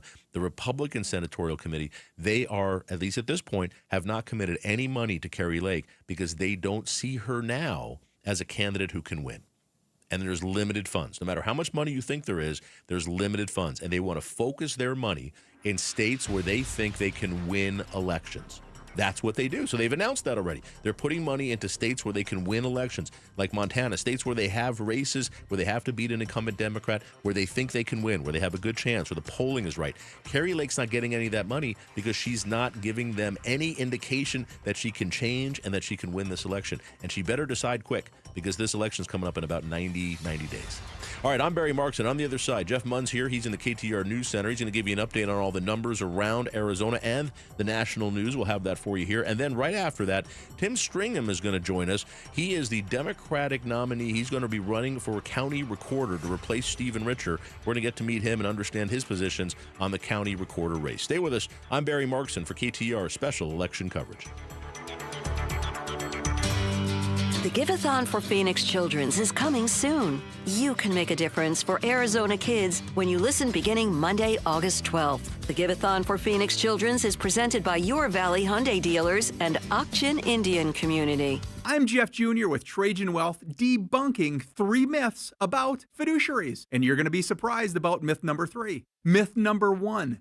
Fiduciaries are too expensive. Not at Trajan Wealth. Our interests are aligned with yours, so we don't need to push costly investments. The more you make, the more we make. It's that simple. Myth number 2, they will only want to sell me something. Absolutely not. At Trajan Wealth, we have hearts of teachers, and it's our goal to educate and empower, not sell. And the biggest myth, myth number 3, fiduciaries are only for the wealthy. Not at Trajan Wealth. Whether you have 50 grand or 50 million, we know it was hard-earned and we'll treat it as such. Let's grow together. So, here's your opportunity for 100% complimentary professional Q&A. Call Trajan today at 480-990-3300. That's 480-990-3300. Advisory services offered through Trajan Wealth, LLC, an SEC-registered investment advisor. Chris and Joe. The primary races are done. Many of the obstructive signs should start coming down at the intersections. The winners are gearing up for the general. Face it, most local races in the general are going to be boring. Why the system is stacked against excitement is on the next Chris and Joe show. Chris and Joe. Afternoons 2 to 4 on KTAR News 92.3 and the KTAR News app. Hi, this is Jim Sharp. The Ak-Chin Indian community has always been a pillar of support and generosity, especially when it comes to important causes. And this year, their involvement in the Phoenix Children's Hospital Give-a-thon has been nothing short of amazing. Their contributions have touched many lives, and their commitment to supporting kids and families facing difficult times is truly inspiring. Of course, The Ak-Chin Indian community has a tradition of helping those in need, and their dedication to Phoenix Children's Give-A-Thon this year is a clear demonstration of that unwavering support and kindness. All of us here at KTAR News and Arizona Sports are incredibly thankful for their partnership and their generous support of Phoenix Children's. Thank you, Ak-Chin, for your incredible contributions and for being a shining light of hope for so many children and families. In fact, I'm going to change what I always say about Ak-Chin just a little to reflect what Ak-Chin is doing for Phoenix Children's and say, the kids all win with Ak-Chin. Right now is a great time to start making smarter money decisions. Dave Ramsey here. Give the outside of your home some greatly needed curb appeal with Rhino Shield permanent ceramic coating. Painting your home with traditional paint means you'll have to repaint every 4 to 5 years, costing you more and more money. But with Rhino Shield permanent ceramic coating, you won't have to touch the exterior again for years. In fact, Rhino Shield comes with a 25-year warranty. Your home will always look like it's been freshly painted, guaranteed. No chipping, no flaking, no peeling, no kidding. If you're thinking about painting your exterior with traditional paint, please call Rhino Shield first for a free estimate and ask about their ceramic technology and its ability to reduce your cooling costs. Rhino Shield is perfect for the Arizona climate. Tell them Dave Ramsey sent you, then you receive 10% off the regular price. Call 855-487-4466 or visit rhinoshieldaz.com. All right, here's the game plan. Get a free air purifier. That's right. Take back the health of your home with a free whole home air purification system. Plus, now get $1,000 off when you install new AC with day and night air conditioning, heating, and plumbing. That's what we did at Casa Galvisi. Got rid of the pet dander and the dust. And man, did it save my wife's allergies, right? Got rid of the pet odors, the cooking odors. We got that free air purifier that for a limited time comes with every new AC system installed. Plus, now get $1,000 off at dayandnightair.com. They are redefining private label with Natural Grocers brand products. Quality isn't just a word to me. It's in every detail. Their house brand only brings you top-of-the-line products, whether it is the richest organic olive oil straight from Spain or exquisite chocolate truffles straight out of France. Natural Grocers brand gives your budget a break and your taste buds a surprise. Experience premium quality at always affordable price with Natural Grocers brand products. Find your store at naturalgrocers.com. KTAR News now. It's 1:30. I'm Jeff Munn. Arizona Votes 2024. Longtime Valley political consultant Chuck Coughlin with High Ground tells Arizona's Morning News Republican Carrie Lake will face tough challenges ahead in a November battle with Democrat Ruben Gallego for Arizona's U.S. Senate seat. So we'll see. She's got a lot of work to do ahead of her because Ruben has been assembling a much bigger coalition of voters. In a poll from the Hill and Emerson College released last week, Gallego holds a 46 to 42% lead on Lake. Maricopa County District 3 Supervisor Bill Gates says the primary election went smoothly at the 220 polling centers yesterday. With counting already started, Gates says yesterday was a great preparation for the general election. Couldn't be prouder of the work that people did at over 220 vote centers. Things went very smoothly and a great preparation for that general election coming up in November. One update is anticipated today as counting continues. People should not be expecting a lot of numbers. That's actually because we had done such a good job of being caught up on the tabulation of those early ballots. He says Friday is the predicted day for finalized numbers. Jania McFarland, KTAR News. Republican vice presidential nominee J.D. Vance will be in the Valley tonight before heading to our southern border tomorrow. Vance will appear at a rally at 6 this evening at Arizona Christian University. KTAR's Heidi Hommel will be there to bring us updates. Tomorrow, Vance plans to tour the border in Cochise County. It could be a difficult day for travel on Interstates 8 and 10 and other roadways. Sean Benedict with the National Weather Service says a dust storm advisory will go into effect from 3 to 7 this afternoon for most of southern Arizona, including portions of Maricopa County. Also, the National Weather Service has just issued an excessive heat warning for Maricopa County beginning Saturday at 10 a.m. through Sunday at 8 p.m. get an update on traffic as we go live to the Valley Chevy Dealers Traffic Center. Here's Chuck Rowe. Thank you, Jeff. Looking at a couple of sticky spots right now. On the I-10 westbound at the Salt River Bridge, that crash still blocking the right 2 lanes. Watch for brake lights as you come off of the Broadway curve. Also, the I-10 eastbound at Wild Horse Pass Boulevard, a crash there in the center median. Another crash beyond that, I-10 eastbound after Queen Creek Road. That is in the center median as well. Delays will start as you leave the 202 South Mountain or Santan Freeway. And a crash in Mesa, Dobson Road at US 60. Chuck Rowe, KTAR News. Partly cloudy today, a high of 111. Tonight, partly cloudy, possible dust storms, the low 89. Right now in Phoenix, partly cloudy skies, 107 degrees. Weather's brought to you by Howard Air. I'm Jeff Munn on Arizona's news station, KTAR News. Arizona Votes 2024 coverage of Primary Day continues with this KTAR News Special, hosted by Barry Markson. All right, welcome back, everybody. It's KTAR Special Election Coverage, post-primary. I'm Barry Markson. Thanks for joining us. And we're very pleased to have on KTAR for the first time Tim Stringham. He's the Democratic nominee and candidate running for county recorder. And Tim, welcome to KTAR. Thanks for having me, Barry. I really appreciate your time. Absolutely, glad to have you. So, Tim, let me ask you, kind of an earth shaker yesterday. Stephen Richer, the incumbent Republican, loses in his primary. Stephen Richer, somebody who was supported a real election integrity. He fought against the lies and the election denialism and the election skepticism, however you want to phrase it.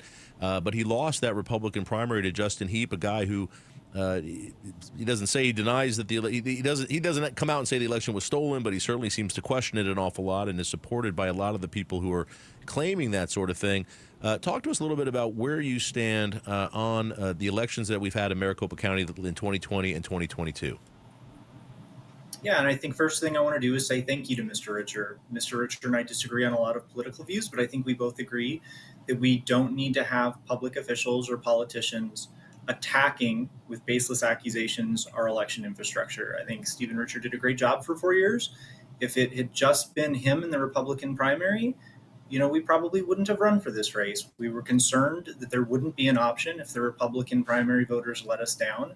And I think today we feel validated in that concern. So I think it's great to see that there were almost 40% of Republicans who supported for Stephen Richer. We're happy to campaign for every single one of those votes. And I think for the 60% of Republicans who still have election concerns, hopefully some of your fears were allayed, because I think Stephen Richer's final legacy in that office is that he oversaw a fair election in which he himself lost. And I don't think there could be a higher testament to an election official than that. Well, and that's a great way to say that, Tim. You're right. He oversaw a fair election, and he ended up losing in the election himself, which is a testament, I guess, to that. Tim Stringham is with us. He's running for county recorder now. So, Tim, what I'm hearing from you is that you got into this race as a Democrat, not to run against Stephen Richer, but in the event Richer lost the primary, you wanted there to be another option to run against the election denier candidate who the Republican Party has now put forward. Sure, I got into this election as an American who's concerned about the state of our democracy. And I think if you feel the same way I do, the Democratic platform offers you an opportunity to stand up for election integrity this time around. And are you said this, you're trying to get that 40% of Republicans who voted for Stephen Richer. I mean, I'll be frank with you. I think what really got Stephen Richer in this election is the low turnout and an awful lot of Republicans and independents who just didn't vote at all. But is your goal to appeal to those people who are like Stephen Richer as recorder, the transparency, the honesty about elections, defending our election system? Is that the candidate you're hoping to be? Well, I want to be absolutely clear here. Politicians shouldn't be campaigning for one kind of a vote or another kind of vote. If you're watching, I want your vote. No matter what you believe, no matter who you voted for in the Republican primary, even if you voted for Justin Heap, I'm campaigning for every vote. And I think if you have concerns about the election, that's fantastic. You should have concerns about the election. You should be a thoughtful citizen. You should be taking a critical eye toward government.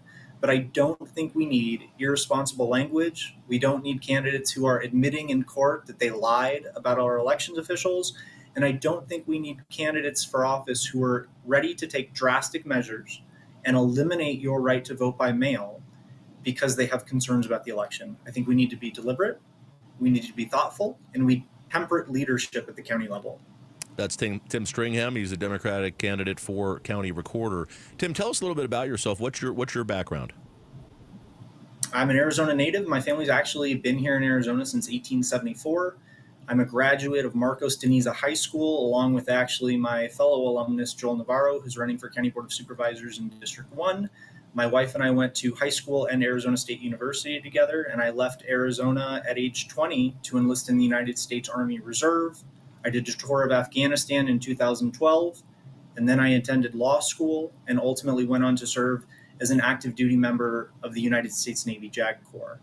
I came home not because I was necessarily interested in politics or starting a political career, but there has been so much anger nowadays in politics that I thought it was important to come home and try and get involved and see if we couldn't cool the temperature a little bit.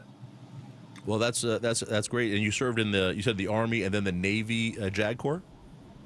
That's correct, Barry. I joined the Army when I was 20, and then I joined the Navy, I think around 26, 27. I continued to serve in the Naval Reserve as a lieutenant commander in the JAG Corps Reserve. All right. And what do you do during the Army-Navy game? I root for Notre Dame. That's a good answer. That's a good answer, Tim. All right. So, what can we expect to see from you in this campaign? What are the one or two or the top items that you're campaigning on for county recorder here in Maricopa County? Look, if you're somebody who is dyed-in-the-wool conservative, we want your vote. We want to make sure that you understand that you're being listened to. We hear your concerns. Absolutely, we want to have transparency in that county office. I think Stephen Richard did a great job of trying to be transparent. I think we can take a look at it from top to bottom and see if we can continue that legacy and go forward. We want to run a positive campaign, but here's the bottom line. If you are a law enforcement official who's working a 12, 14-hour shift and you're never going to vote for me, I want you to be able to vote early or vote by mail. I don't want to have precinct-only voting where if you are caught at the end of your shift booking somebody and you can't make it home to your home district, you don't get a chance to vote. Even if it's to vote against me, we cannot have politicians who choose their voters. Voters in America get to choose the politicians. And that's a great point. Justin Heap, as I understand it, opposes mail-in ballots, opposes early voting, does not like the current system of vote centers where you can vote anywhere in the county and get your own ballot wherever you are.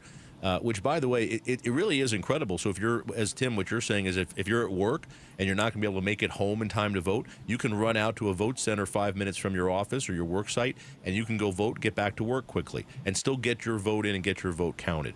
Let me ask you, I assume you support mail-in voting, early voting, and the system as it stands now. I do. I think we can always take a look at making the system better. We should never assume that things are as good as they can be, and that includes making sure that election security is paramount in our thoughts and minds. But understand my perspective.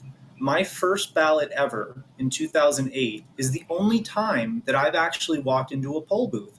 As a member of the armed forces, I have voted from Afghanistan, the United Kingdom, and Korea. There are a lot of people who do not have the opportunity to walk into a polling booth, and that experience is more common than you might think. It's the experience you might have if you're a long-haul trucker. It's the experience you might have if you're a business person, or if you're somebody who snowbirds and you're out of Arizona heat in the summer during the primary. Again, I think if we have election concerns, that's fantastic. If you want to challenge the results of an election on a legal basis, that is, of course, you're right. We just want you to be responsible. We want you to be thoughtful. We cannot have politicians who are willing to lie, to come out and lie about elections officials when they don't get their way. It's tough losing an election. We've had some people face razor-thin margins and lose, and I absolutely sympathize with those individuals. At some point, you have to pick yourself up and be an adult. All right, there you have it. Tim Stringham, he's a Democrat, but he's running for everybody's vote, Republicans, conservatives, and Democrats for county recorder here in Maricopa County. Tim, if folks want to learn more about you, where can they do that? Please go to timstringham.com. That's timstringham.com. Thank you so much. All right, thank you, Tim. Great to have you on KTR, and hope we can talk to you again in the future. And you can check Tim more at Tim Stringham, just like it sounds, Stringham.com, and learn more about this Army veteran and a Navy JAG Corps and still a reserve officer with the Navy, and going to be an option for you in Maricopa County at the county recorder position. All right, coming up, Mike Noble from Noble Predictive Insights. He's going to be with us talking about the polling, talking about this primary, and what it tells us about the general election. That's coming up next. I'm Barry Markson. It's KTAR.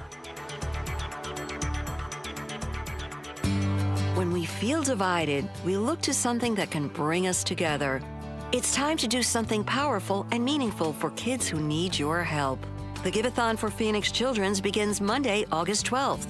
Keep listening to hear how you can make a difference for Arizona kids and families. Become a champion of hope and help the kids at Phoenix Children's. The Give-a-thon is presented by Your Valley Hyundai dealers and Ak-Chin Indian Community. Did you know your skin is the largest organ of your body? Huh? That's why you should shower with Old Spice Super Hydration Body Wash instead of plain old bar soap. Love your skin by super hydrating it with vitamin B3 and glorious notes of vanilla and shea. Did you know that my super hydrated skin is the second largest organ of my body? The first is my heart. Old Spice.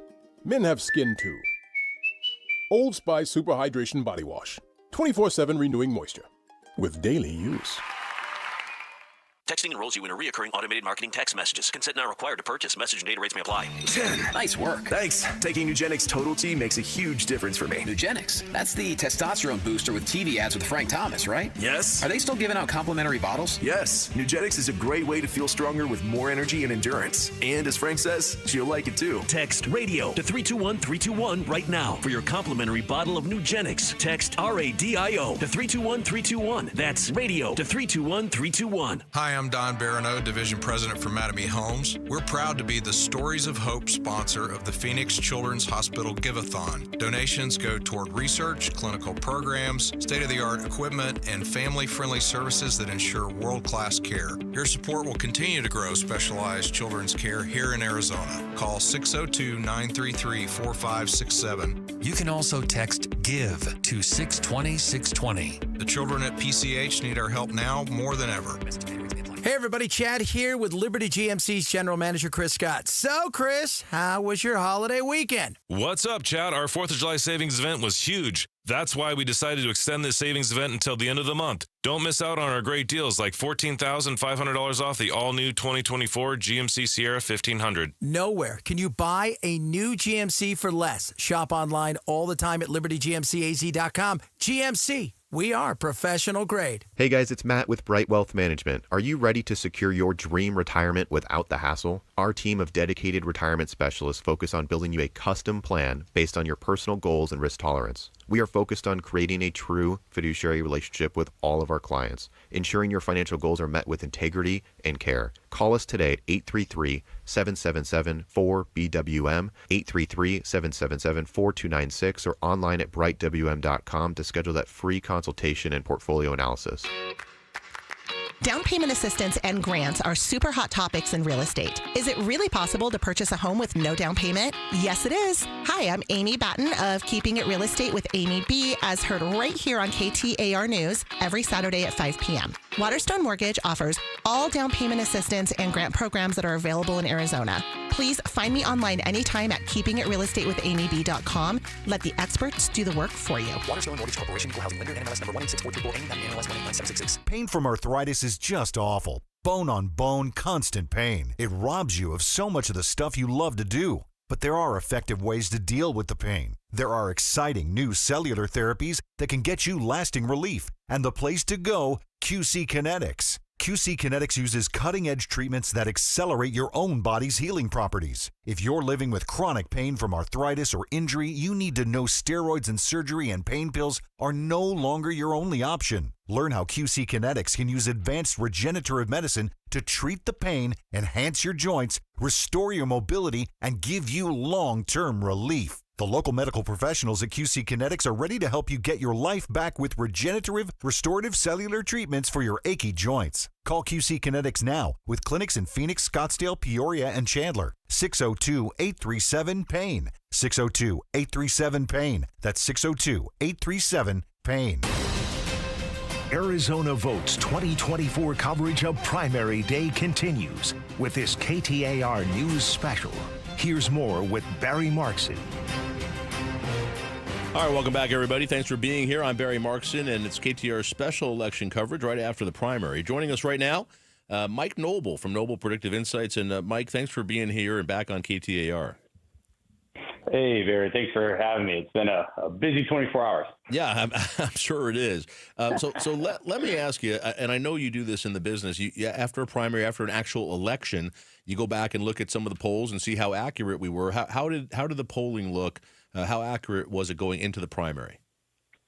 Well, first off, the polling in the primaries, it was pretty sparse, frankly. So, for example, if you look at the main congressional races that were very competitive, districts 1, 3, and 8, there was polling put out, but a lot of it was internal polling. And we saw, which is the case, is that it's really hard to trust internal polling. So that wasn't very accurate. However, for ourselves, we had a poll on record for the last primary. We already did Nevada and Utah, aced those. And then we had the Arizona Senate race, and we had it Lake at 50%. I think she's at like 54, 55 right now. Lamb at 38%. He's at like 39.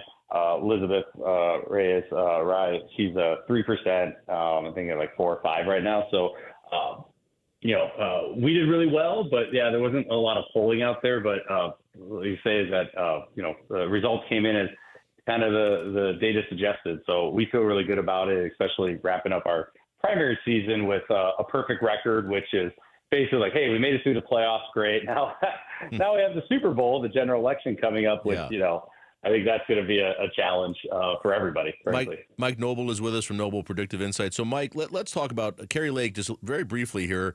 But what does this election tell us and what the polling tells us about her likability or whether she's going to get the votes of Republicans and independents in this Senate race? Getting about 55% of the vote in the Republican primary certainly can't be a good sign for her. Well, it's not a great sign because basically you look at how she performed in her last Republican primary when she ran for governor 2 years ago. She only outperformed that by about 5 points. The difference was she went against a very tough opponent in the form of Karen Taylor Robeson, who spent, I think a record number, which is about $14 million, and she was a very strong candidate.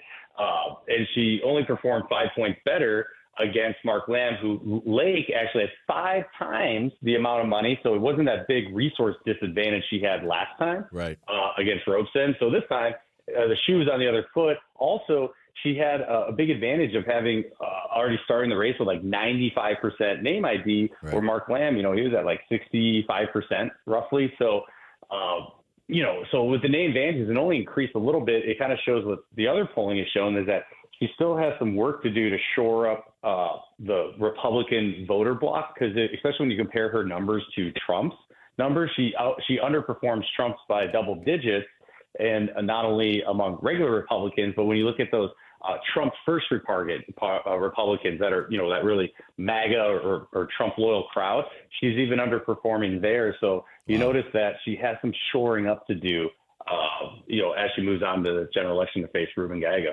Mike Noble is with us from Noble Predictive Insights. So, Mike, we've had a big, just an earth-changing change at the top of the ticket. Joe Biden steps aside for Kamala Harris. I know she's going to be announcing her VP candidate here pretty soon. And the polling has shown in most of the swing states, including Arizona, it seems like Kamala Harris is improving the Democratic candidate's standing quite a bit. The latest one I saw shows her leading in Arizona by 2 points. Is that a realistic poll in your mind? Ooh, I wouldn't jump to that conclusion just yet. It might be. I know it's closer than it was previously, but Trump on average was up about, I think, 4.5 points in Arizona.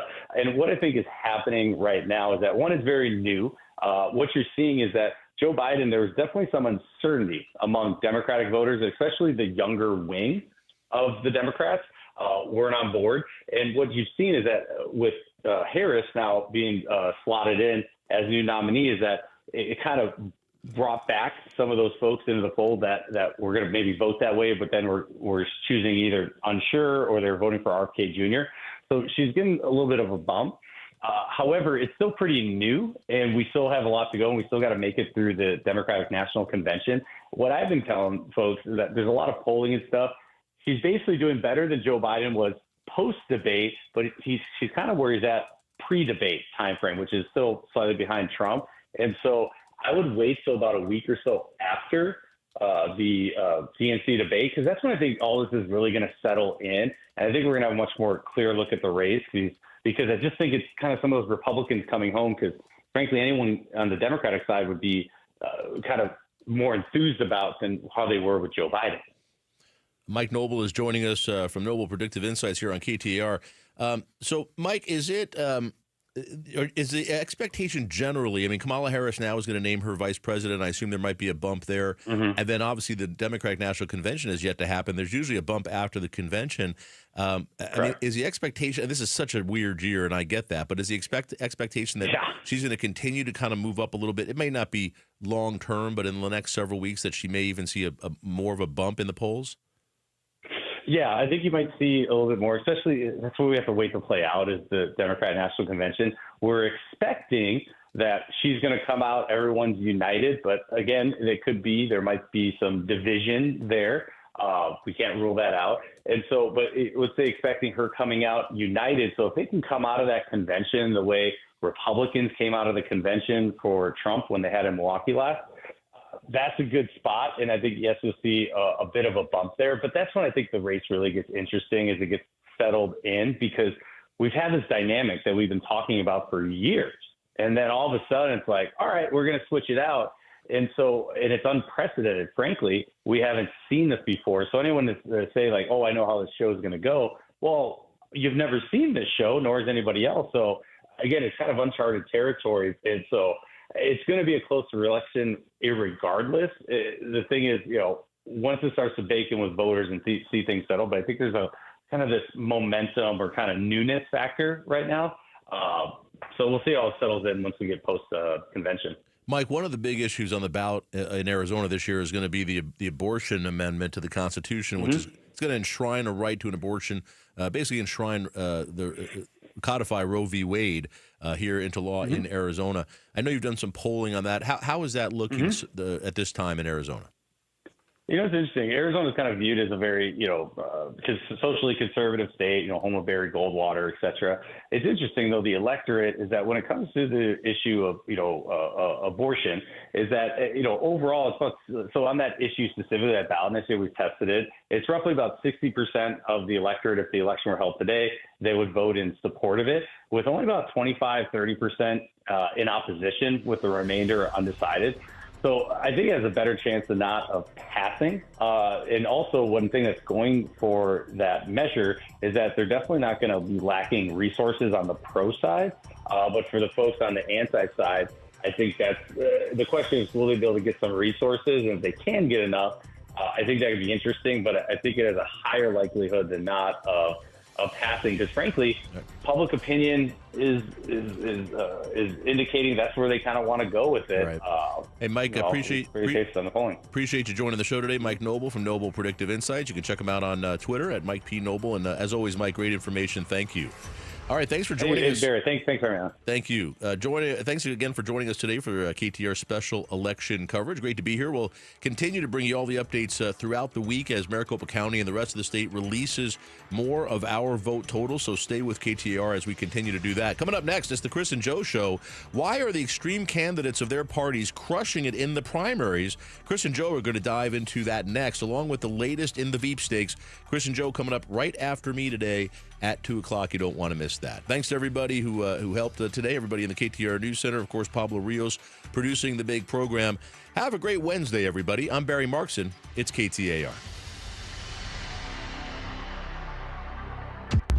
Carrie Lake wins the Republican primary for Senate, setting up the predicted showdown with Ruben Gallego in November. Valley political expert Stan Barnes reacted to Lake's victory last night. The Republicans